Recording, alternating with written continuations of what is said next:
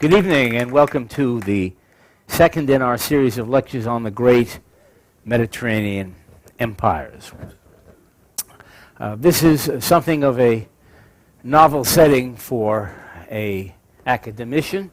The serving of alcohol is something that ordinarily doesn't accompany my lectures, but I've often thought if we inaugurated that policy back at the university, my 8 a.m. lectures would probably be much better attended. For those of us, those of you who shared with me my first talk, you may recall I observed that were one to make a comprehensive study or tour of the Mediterranean basin today, your travels would embrace a dozen, perhaps a dozen and a half lovely little countries, each with its own culture, its own government, its own history, its own language, and until the advent of the euro, its own currency. But go back 2-3 millennium ago, and this entire region, all of our ports of call, and then some, were under the aegis of a single people, a single superpower which had absolute military and administrative and commercial hegemony over the entire Western world. A succession of empires, Greek, Roman, Spanish, Napoleon, and so on. And so I invite you today, as I did last week, to imagine our ship not merely taking us geographically from place to place, but a time machine that takes us back to when the Mediterranean was the truly center of the world, the center of what we now call civilization. As a historian, it would be my preference to do these lectures chronologically. Seaborn has always preferred that the lectures be tied more tightly to our specific itinerary, our ports of call. So you see, I'm already in trouble because I believe our cruise began in Rome. My lectures began with Greece, and then we traveled to Greece, but by that time I was already someplace else, and we will probably culminate tomorrow in our discussion of Rome. I spoke with the captain and asked if he would please consider revising the itinerary of the ship to better conform with the chronology of my lectures. And he said he might take it under advisement. So. We will look today at the great Venetian Empire, the empire of the Venetian Republic. And the Venetians took their turn as the Mediterranean center of gravity in the 13th, 14th, and 15th centuries. They were, during that time period, all-powerful. And as the Greeks before them and the Romans before them, the Venetians spread out to embrace and colonize all of our ports of call, and then some. The history of Venice is the history of the Renaissance. For Venice competed with Florence for the role of being the premier Renaissance city. So let's look a bit at this remarkable period of time. And the Renaissance or Renaissance was considered by the people living at the time, who, by the way, coined that term, Renaissance, as a time of enlightenment, of prosperity, of vigor, of rebirth. And these same self-confident people also coined the term Dark Ages to characterize the period that preceded them. And again, through their eyes, the Dark Ages was a period of unremitting savagery and barbarianism. Now you have to take this point of view with something of a grain of salt, but they did indeed have a point, because after all, the Renaissance was the time of Michelangelo, Leonardo, Botticelli, the printing press, gunpowder, the Vatican, the Doge's palace, the Venetian bridges and canals. It was indeed a period of civilization, and perhaps the Renaissance scholars were justified in their notion that this was a time where civilization had reached its maximum, that it would be impossible for humans to be any more enlightened than this. As a consequence, they tend to finesse another important element of the Renaissance. And that is that it was a time of the greatest human catastrophe in history. A natural disaster that ranks perhaps with the extinction of the dinosaurs millions of years before. And that natural catastrophe, which also profoundly colored the Renaissance, was what? The plague, the Black Plague. The Black Plague was astonishing for several things, most of all for its lethality. When it came to town, it might easily kill anywhere from 25 to 95% of the population of that particular village. It was extraordinarily contagious, so that a man might well bury his wife and then his 5 children before succumbing at the end of the week himself. Extraordinarily contagious. It killed quickly. You have a fever on Monday, on Tuesday, your skin would turn not quite black, but dark gray, with odoriferous pustules everywhere. Your breath would be fetid. Your fever would reach 106. And by Wednesday, you would be dead of internal hemorrhages and liquefaction of the internal organs. So it was not an easy death.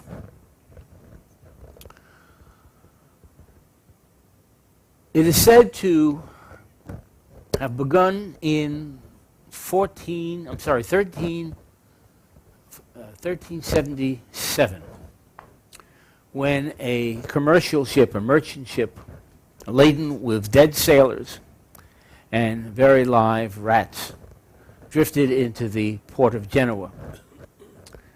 The rats harbored fleas, and the fleas harbored the plague bacillus. And it quickly left the rats for greener pastures, namely us. The following year, it had spread through Italy and into France and Spain. The year after that, it spread throughout all of Europe. Interestingly, doctors today are not exactly sure just what this plague bacillus was, because, like all living things, it was susceptible to Darwinian evolution. One of the problems in getting a good flu vaccine is the virus keeps evolving. So even though we have very good morphological descriptions of the signs and symptoms of this disease as it marched across the continent, we're not entirely sure what it was. We're not even entirely sure it was the rats, because the plague bacillus wiped out 95% of the population of Iceland, and Iceland has never had any rodents. But we do know that it profoundly changed the face of the earth. And as with all events of this magnitude, there were winners and losers.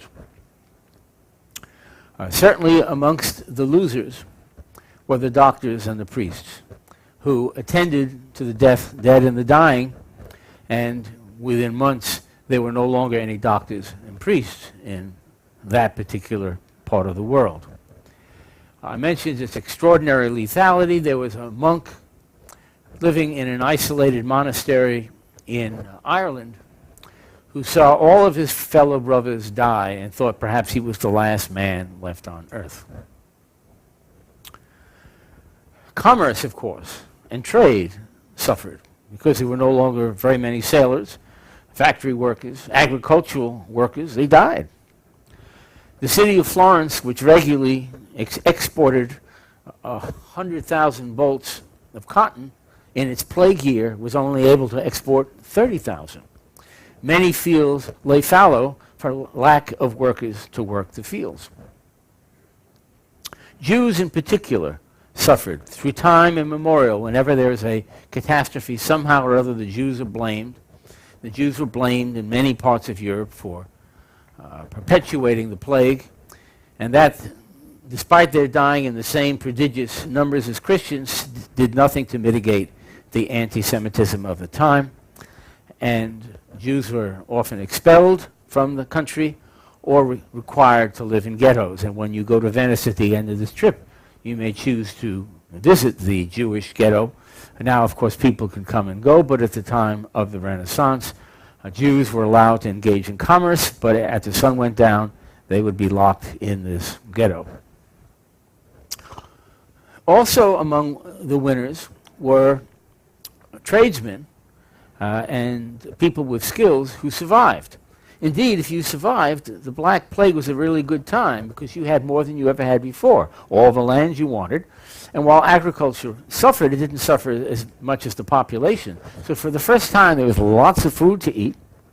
And as I say, if you had skills, for the first time, you could demand a decent wage. A factory worker, an agriculture worker was now in a position to negotiate higher wages because there were so few. And if you think it's expensive hiring a plumber today, you can just imagine what it must have been like in Renaissance Venice. Also winners were the Venetian cats. The Venetian cats are credited with stopping the plague cold in that city when over the space of a week, they ate all the rats. And to this day, cats are venerated in Venice very much like the cows are in Hindu India.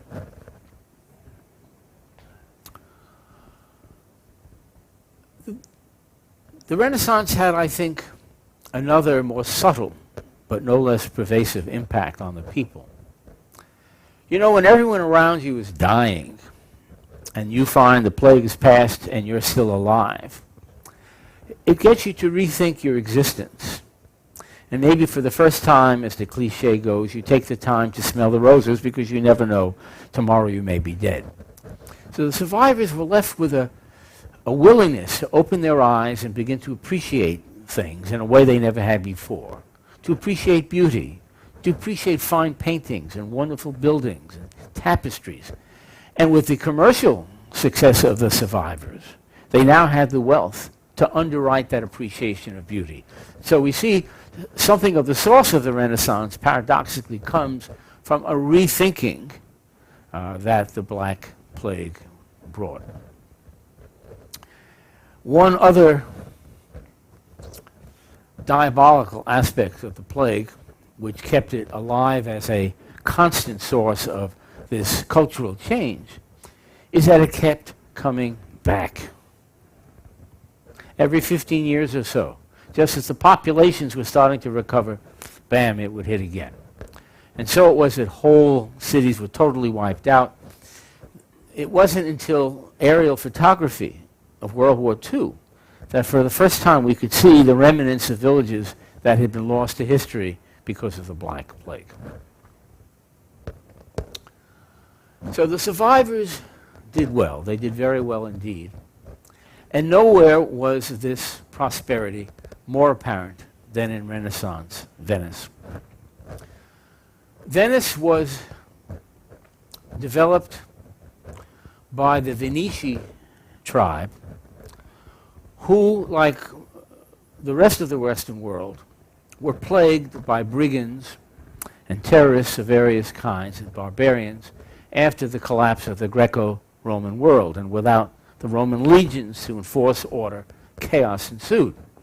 And so the Venetian tribe scurried over to these islands, which were infinitely more defensible than the mainland. Surely an individual island could be attacked, but you couldn't attack all of the islands.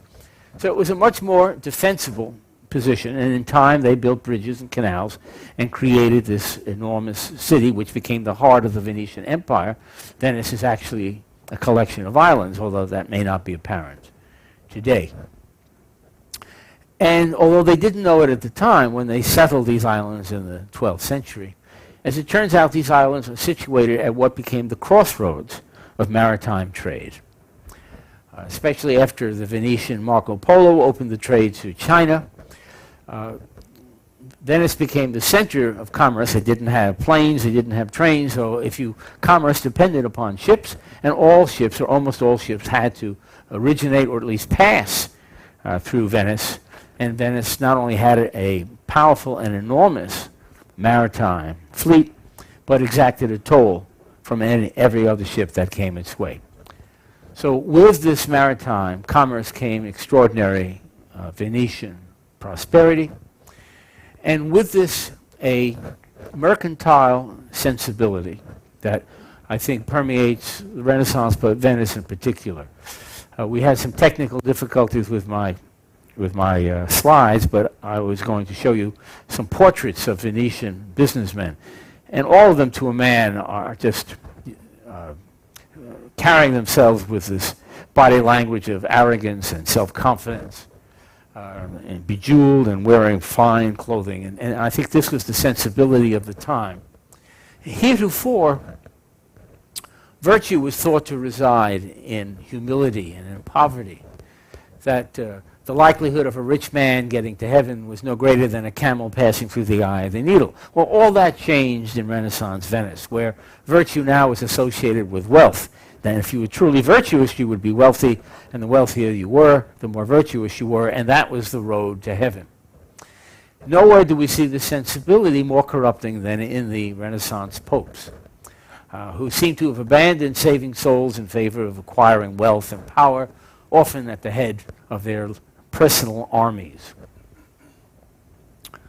But this extraordinary wealth also permitted the underwriting of these wonderful buildings and paintings. The patrons of Michelangelo and Leonardo and Botticelli have this shift in thinking to thank. So it was a truly extraordinary, fervent place. Much change was possible. A person of humble means, if he were bright, might perhaps save his shekels and acquire a small bank and engage in international trade that would enable him to develop yet another bank and maybe a series of banks.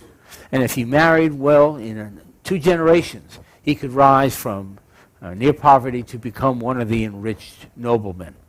Of course, this being a capitalist society, the opposite was also possible. And many a rich nobleman who perhaps owned too many unsecured mortgages would find himself once again impoverished. So you could go up or you could go down. There was a tremendous amount of fluidity in Venice of that day. Venice was a site of some of the more entertaining celebrities of history. My personal favorite was Giacomo Casanova, adventurer, explorer, philosopher, counselor to kings and to popes, gambler, writer extraordinaire, and above all, lover of women. In his memoirs, he provides in excruciating detail his love affairs with 123 women, some of them celebrities in their own right, many married, not a few blood relatives, and a sprinkling of nuns. About this time, the Venetian Inquisition had certain suspicions about Casanova and had him confined without trial in one of the upper floors of the Doge's palace in St. Mark's Square. But a friend was able to smuggle in, apparently in a plate of gnocchi swimming in butter, a metal spike. And he used this, not the gnocchi, but the metal spike, to tunnel his way to freedom.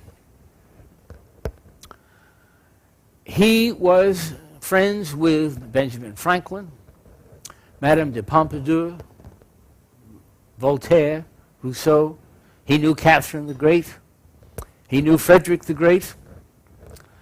And at the time of his death, in addition to his published works, he left behind the manuscript of a 5-volume science fiction novel, an Italian translation of Ulysses and the Iliad, 237 poems, and a 400-page memoir. Where this man found the time and energy to bed down 123 women, I do not know.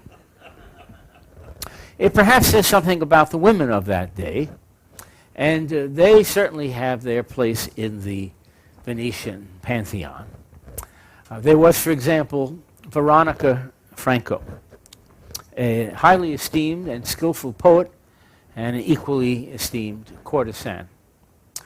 Her words were cherished, and apparently some of her other services were very well received.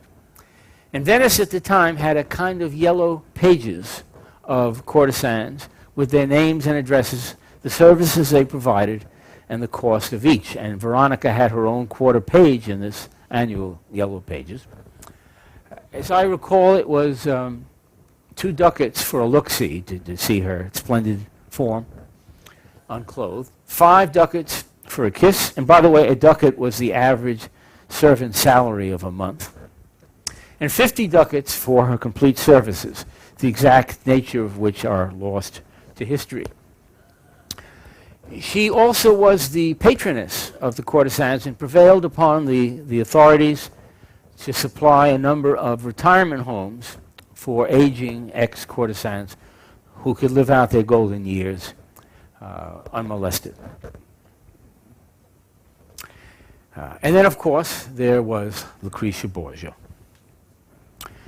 Lucrezia Borgia was the daughter of a pope, and as I indicated, this was a time of extraordinary papal corruption. In fact, for a time there were 3 popes, all competing for authenticity, furiously excommunicating one another. And one of these popes had a large family, of which Lucrezia was his favorite daughter, and at age 12, he could see where he could make a very good marriage for her that would increase his power and his wealth.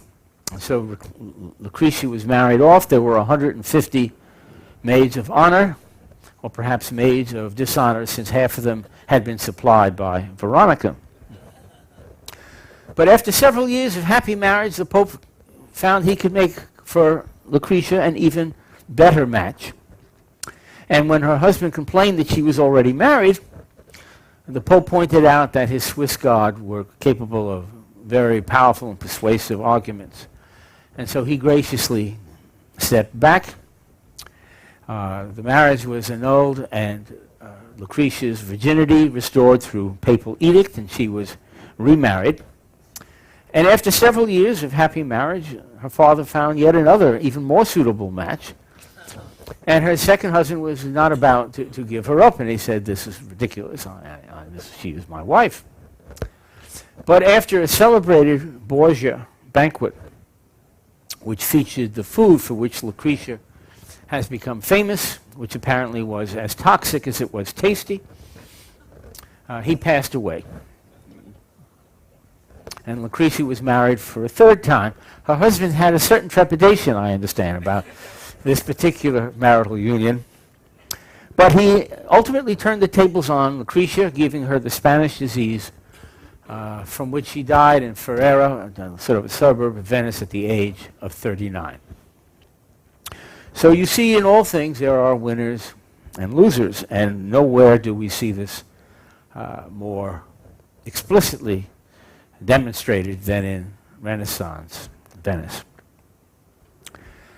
As is a continuing theme of these talks, even the greatest empires always seem to decline and fall, sometimes with astonishing rapidity, that there seems to be something inherent in the empire process, so that even though its citizens at the time think their empire imperishable, inevitably they are proved to be wrong. And such was the case with Venice.